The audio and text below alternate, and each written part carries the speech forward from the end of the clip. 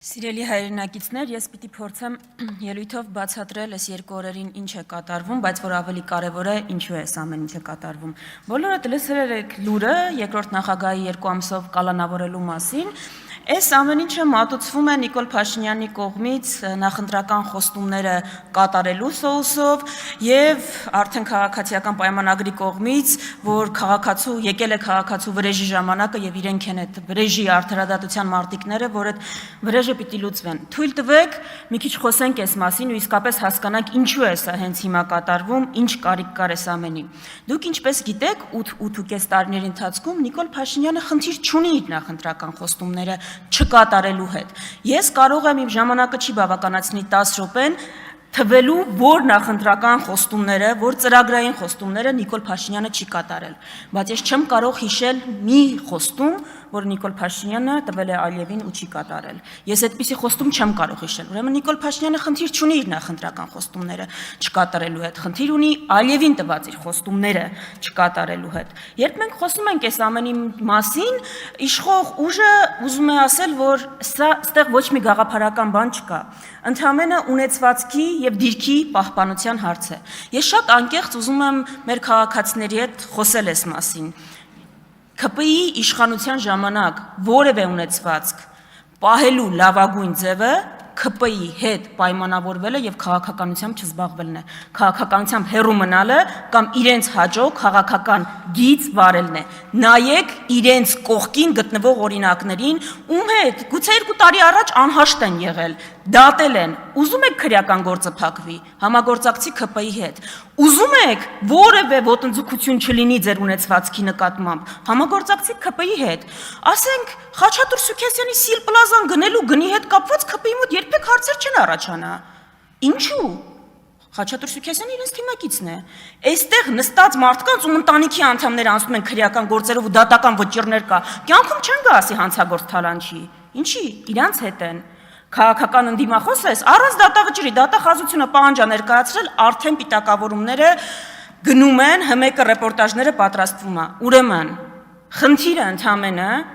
դուք ոչ թե չեք ներում ինչ-որ հանցանք կամ բան, ՔՊ-ն իր ընդդիմադիրներին, ՔՊ-ն մեզ չի ներում իր հետ չպայմանավորվելը 8.5 տարի եւ իր դեմ պայքարելը։ Դա է խնդիրը։ Երկրորդ նախագահը խնդիր չեր ունենա, եթե իր ընտանիքի անդամները, եթե ՔՊ-ի հետ պայմանավորված լիներ, էսա ընդամենը կատարվում։ Հիմա այս ամեն ինչի մասին երբ որ խոսում ենք, մի հատ էլ ուրիշ բան կա, ասում անցյալում էին քաղաքական հետապնդումները։ Հիմա քաղաքական հետապնդումներ չկա։ Վիլեն Գաբրիելյանը ասում է, քաղաքական հետապնդումը մենակ են, երբ որ ԱԱԾ-ն գալիս է ասում է, կամ քաղաքականությունից դուրս արի, կամ ընտանիքիդ կկորցնեմ։ Այսինքն կա ԵԽԽՎ ստանդարտ քաղաքական հետապնդման ու Վիլեն Գաբրիելյան ստանդարտ քաղաքական հետապնդման։ Այսինքն Վիլեն Գաբրիելյան ձեզ կացնահարել են։ Չէ, ակնհայտորեն չեն կացնահարել։ Ուրեմն եթե չեն կացնահարել, ձեր նկատմամբ որևէ քաղաքական իրավունք Հայաստանում չի բանարել խախտվել։ 100 տարի առաջ կացնահարում էին ընդդիմադիրներին։ Եթե հիմա չեն կացնահարում, ուրեմն խնդիր չկա։ Ուրեմն քաղաքական հետապնդում, քաղաքական այլախոհների նկատմամբ ապօրինություն չկա։ Եթե ձեր տրամաբանությունը է դա, այսինքն եթե ճիշտ, օրինակ 30 տարի առաջվա մեթոդները չեն, դուք կատարելագործել, փաթեթավորել եք, ավելի աննկատ եք դարձրել, քաղաքական հետապնդում չի։ Ես ձեզ ասել եմ, մենք ձեզ կրեդիտ չենք տալու, որ դուք այդ ռեպրեսիվ համակարգի մեթոդները ավելի կատարելագործել եք ու ավելի աննկատ եք դարձրել։ Բայց հիմա գանք այս ամենը ինչու է կատարվում, ինչի հենց հիմա, ինչի էր այս ամեն ինչը պետք։ Սիրելի գործընկերներ, ես կոչ եմ անում չզարմանալ Նիկոլ Փաշինյանի, ոչ զայրույթից, ոչ զգացմունքներից, ես 2 օր իսկապես մտածում եմ, ի՞նչն է էլի մոտիվացիան այդ մարդու այդպես խոսելու, բայց հասկացեք, իրան էլ հասկացեք։ 8 տարի ամենասարսափելի արշավ ընդդիմադիրների նկատմամբ, ինչ ասել են մեր մասին, ու այդ մարդը ամեն տարի գալիս է այստեղ, ընդդիմադիր հատվածը գնալով մեծանում է։ Գնալով մեծանում է ընդդիմադիր հատվածը։ Ոչինչ, ինձ տեղից պատասխանում են դուք փոքրանում եք, դուք տենց էլ չհասկացաք։ Եթե մենք այս խորհրդարանում ներկայացված չլինեինք 0, բայց ընդդիմադիր ֆրակցիաներ ավելի շատ լինեին, դա կլիներ իմ հաղթանակը։ Եթե մենք լինեինք ավելի շատ, քան անցած խորհրդարանում էր, 2, 3, 5, 10, բայց ընդդիմությունը հավաքական ավելի քիչ լիներ, դա կլիներ պարտություն։ Դուք տենց էլ չեք կարողանում հասկանալ ընդհանուր գաղափարի համար պայքարը որն է։ Հիմա Նիկոլ Փաշինյանի զայրույթը հասկացեք, երկրորդը խոսք է տվել Ալիևին, սպառնացել է ժողովրդին պատերազմով, որ սահմանադրական մեծամասնություն ստանա, ու չի ստացել։ Հայաստանի քաղաքացին զրկել է ձեզ Ալիևի փաթեթը իրականացնելու ձեր հանձնառությունից։ Հիմա դրա մասին կխոսենք։ Ու այդ մարդու զայրույթը բնական է, որ սենց ես նայում։ Գալիս է այստեղ ասում է ես լեգիտիմություն ունեմ սահմանադրություն փոխելու։ Դուք լեգիտիմություն չունեք անգամ գլխավոր դատախազին փոխելու։ Դուք Հայաստանի քաղաքացին ձեզ լեգիտիմություն չի տվել նախագահ նշանակելու։ Ուր մնաց թե սահմանադրություն, դա է ձեր զայրույթի պատճառը։ Սիրելի քաղաքացիներ, այստեղը շատ բորբոքվում են, ասում են դուք պիտակավորել եք սահմանադրության մեր փոփոխությունները Ալիևյան, քննարկման տեղ չեք թողում։ Շնորհավորում եմ ընդդիմությանը միշտ չի որ հաջողվում է իրականությունը ներկայացնել, բայց այս դեպքով հաջողվել է։ Հայաստանի որ քաղաքացուն 10 վարորդից մինչև որևէ մասնագիտություն հարցնես, գիտի, որ է սահմանադրության փոփոխությունը Ալիևի պահանջով է իրականանում։ Բայց սահմանադրության փոփոխությունը չի մենակ, կա Ալիևյան փաթեթ։ Դուք ինչ ուզում եք տեղ ավելացնեք, ինչ սոուս ուզում եք ավելացնեք, ԲԴԽ, դատական բարեփոխումներ, հիմնական ուտեստը ադրբեջանական է, խոհարարը Ալիևն է, Ալիևյան փաթեթի պահանջներն են, Հայաստանում սահմանադրության փոփոխություն, Հայաստանի տարածքային այնպիսի զիջումներ, որտեղ Հայաստանը հայտնվում է շրջափակման մեջ, եւ հայ առաքելական եկեղեցու այս գծի փոփոխություն։ Այս ամենը փաթեթն է Ալիևյան։ Ընդդիմության պարտավորությունը սրան դիմագրավելն է։ Հիմա դուք եթե լսեք արդարադատության նախարար Սրփուի Գալյանին, Նիկոլ Փաշինյանին, իրենք ճանապարհային քարտեզ են մշակել։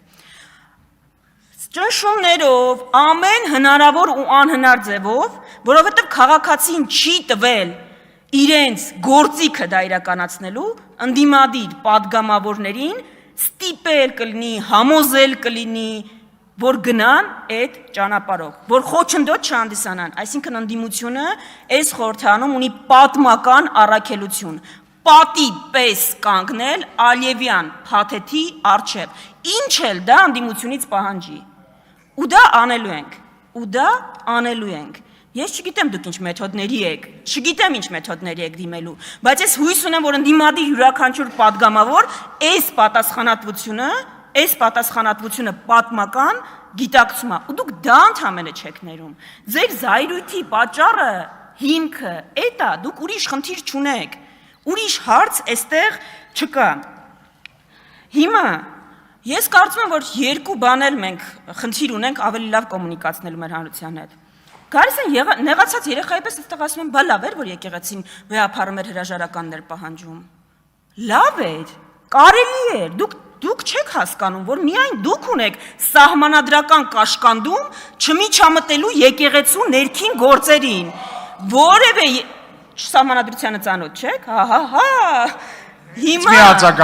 հիմա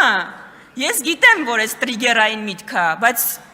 գրագիտության հետ կապված միտք է, եկեղեցու որևէ պաշտոնյա,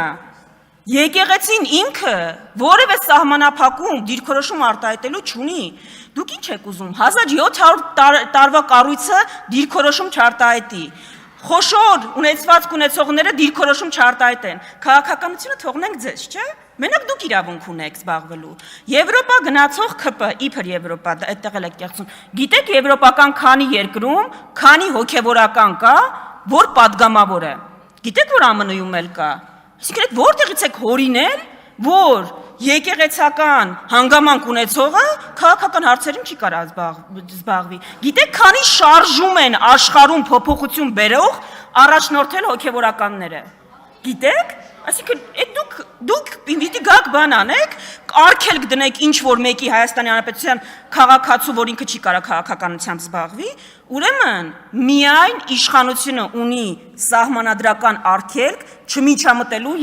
եկեղեցու ներքին գործերին, որևէ կրոնական կառույցի, Հայաստանի Հանրապետության յուրաքանչյուր քաղաքացի իրավունք ունի դիրքորոշում արտահայտել եւ զբաղվել քաղաքականությամբ։ Եվ վերջում այստեղից Ռուբեն Ռուբինյանն է շատ գալիս վրեժից խոսում, չգիտեմ ինքը ոնց երևի Նեմեսիսի մարտիկ է իրան բան արել, դիրքավորել, ասում է մենք վրեժ ենք լուծելու, ինքն էլ այդ առաջամարտիկներից մեկն է, ինչի համար եք վրեժ լուծելու, երկիր չհանձնելու, փորձեք